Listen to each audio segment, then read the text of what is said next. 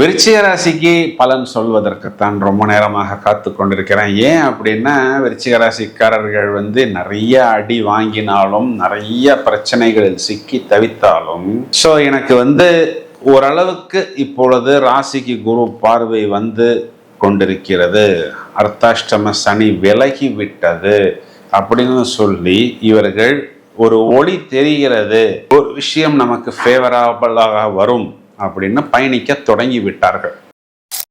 இவர்களுடைய அம்மாவோ இல்லைன்னா இவர்களுடைய குழந்தைகளோ இவர்களுடைய லைஃப் பார்ட்னரை ஏதாவது ஒரு வார்த்தை சொல்லுவதற்கு வாய்ப்பு இருக்கிறது. இது வழக்கமா எல்லா வீடுகள்லையும் இருந்தாலும் இது காலகட்டங்கள்ல இது மனதளவில் கொஞ்சம் டென்ஷன் கொடுக்க. ஏன்னா இங்க செவ்வாய்ங்கிறது நீங்களே உங்களுடைய லைஃப் பார்ட்னர் ஸ்தானத்தில் போய் உட்கார்ந்திருக்கிறீர்கள், ஒரு அபிவிருத்திக்காக, ஒரு ஐஸ்வர்யத்துக்காக.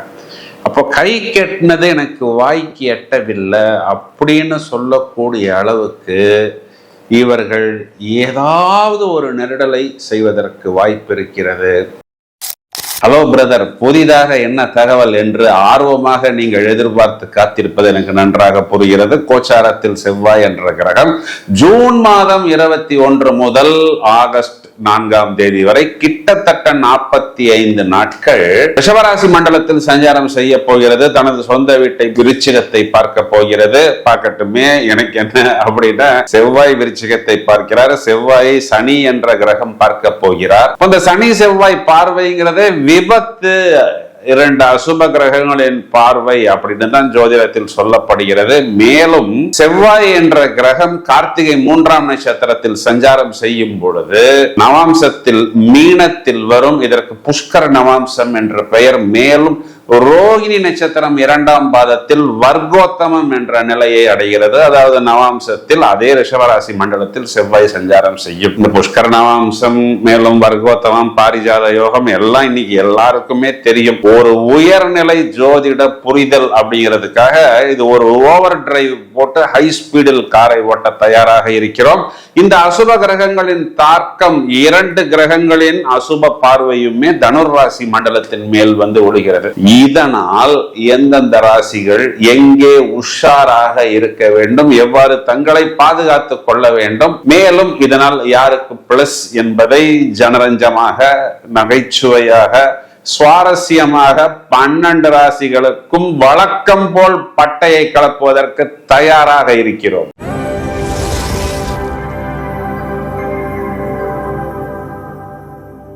விருச்சிக ராசிக்கு பலன் சொல்வதற்குத்தான் ரொம்ப நேரமாக காத்து கொண்டிருக்கிறேன். ஏன் அப்படின்னா, விருச்சிக ராசிக்காரர்கள் நிறைய அடி வாங்கினாலும், நிறைய பிரச்சனைகளில் சிக்கி தவித்தாலும், எனக்கு ஓரளவுக்கு இப்பொழுது ராசிக்கு குரு பார்வை கொண்டிருக்கிறது, அர்த்தாஷ்டம சனி விலகி விட்டது அப்படின்னு சொல்லி இவர்கள் ஒரு ஒளி தெரிகிறது, ஒரு விஷயம் நமக்கு ஃபேவரபிளாக வரும் அப்படின்னு பயணிக்க தொடங்கி விட்டார்கள். இத்தனை நாள் செவ்வாய் 6ஆம் இடத்தில் இருந்தது.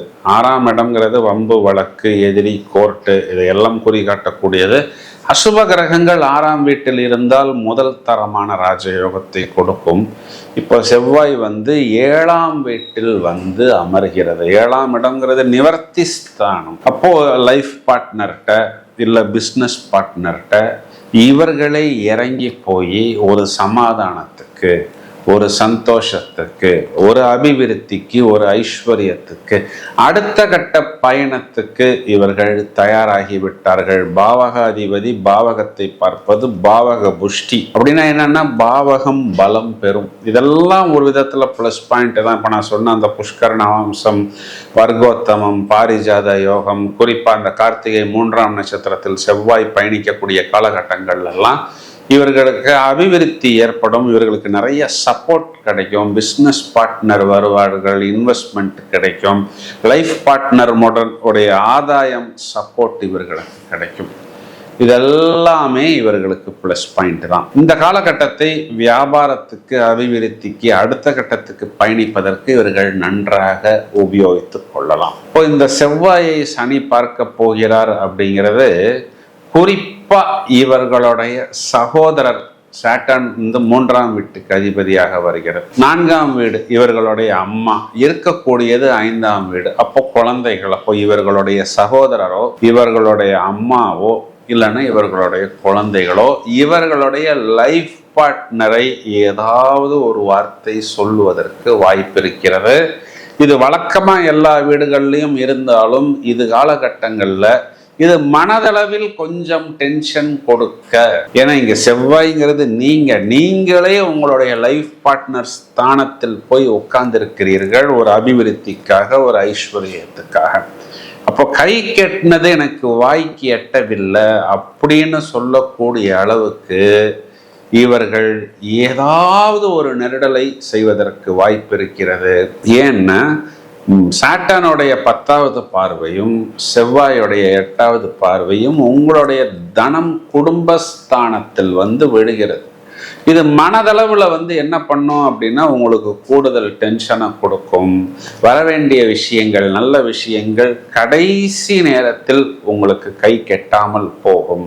மேலும் உங்கள் லைஃப் பார்ட்னர் உங்கள்கிட்ட ஏதாவது ஒரு சின்ன பிரச்சனையை துவங்குவார்.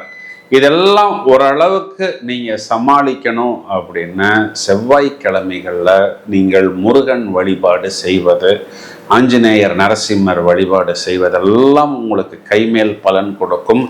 முடிந்தவரை உங்களுடைய லைஃப் பார்ட்னர் உங்களுடைய ஆளுங்களை, அதாவது உங்கள் ஹஸ்பண்டோ இல்லை உங்கள் ஒய்ஃபோ, உங்கள் அம்மாவை இல்லைன்னா உங்களுடைய பிரதர் சிஸ்டர்ஸை மீட் பண்ண வேண்டிய ஒரு சூழ்நிலை ஏதாவது வந்தால் நீங்கள் நடுவில் அமர்ந்து கொள்ளுங்கள்.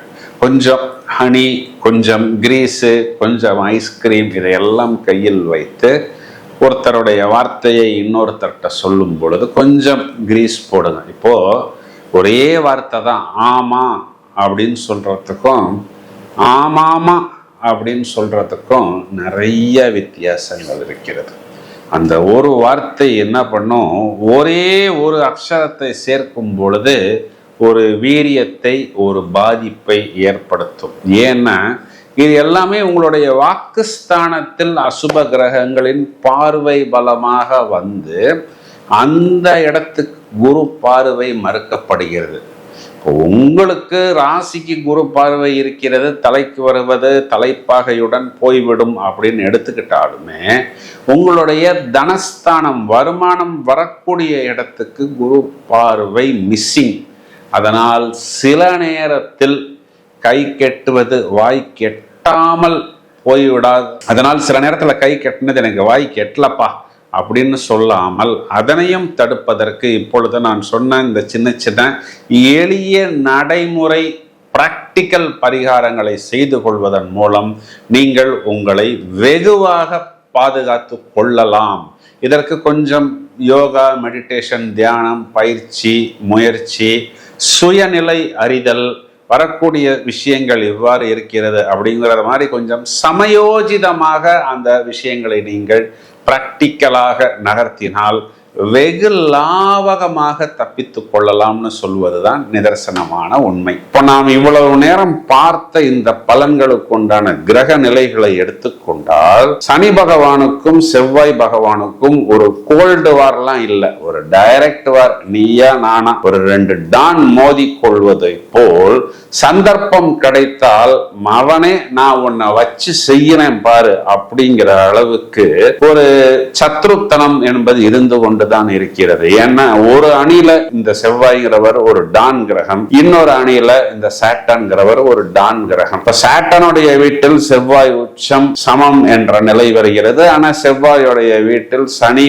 நீசம், நீச்சன், டெபிலிட்டேட்டட் அப்படிங்கிற ஒரு அமைப்பில் வருகிறது. இதனால் நம்ம 2 பேருமே அசுப கிரகம் தானே, உன்னைய போய் கமாண்டோ, தளபதி, ஆச்சு ஊச்சுங்கிறாங்க, என்னைய போய் நீச்சன் அப்படின்னு சொல்றானுங்களே, இந்த பார் உன்னைய வச்சு செய்யறேன் சந்தர்ப்பம் கிடைக்கும் பொழுது என்று சனி பகவானுக்கு ஒரு வஞ்சனை இருந்து கொண்டே இருக்கிறது. இப்பொழுது கோச்சாரத்தில் சனி பகவானுக்கு வாய்ப்பு கிடைக்கிறது. எதற்கு அந்த வாய்ப்பு அப்படின்னா, முடிந்தவரை உன்னுடைய வீரத்தை, வேகத்தை, உன்னுடைய சம்பவத்தை நான் எந்த அளவுக்கு குறைக்க போகிறேன், எந்த அளவுக்கு மட்டம் தட்ட போகிறேன், மந்தனாக்க போகிறேன் என்று பார். இப்பொழுதுதான் என்னுடைய வேலையை, என்னுடைய வேட்டையை நீ பார்க்க போகிறாய் என்று பார் பார்வை பலத்தால் விஷப்பார்வையால் சனி பகவான் செவ்வாயை ஏறி மிதிக்க போகிறார் என்பதுதான் நிதர்சனமான உண்மை. இதுக்கு பரிகாரம் அப்படின்னா சனிக்கிழமைகளில் தொடர்ச்சியாக நரசிம்மரை வழிபாடு செய்வது, தேய்பிறை அஷ்டமி திதிகளில், வளர்பிறை அஷ்டமி திதிகளில் எல்லா சிவன் கோயில்லையும் பைரவர் ஸ்தலம் உண்டு. அந்த பைரவருக்கு அர்ச்சனை, அபிஷேகம், அன்னதானம் செய்யும் பொழுது நம்ம தலைக்கு வர்றது கண்டிப்பாக கேப்புடன் போய்விடும். இன்னும் நிறைய சுவாரஸ்யமான தகவல்கள் தயாராகி கொண்டிருக்கிறது. வழக்கம் போல் இந்த பதிவை உங்களது நண்பர்களுக்கும் உறவினர்களுக்கும் ஷேர் செய்யுங்கள். தொடர்ந்து இணைப்பில் இருங்கள். வாழ்த்துக்கள். Thank you friends.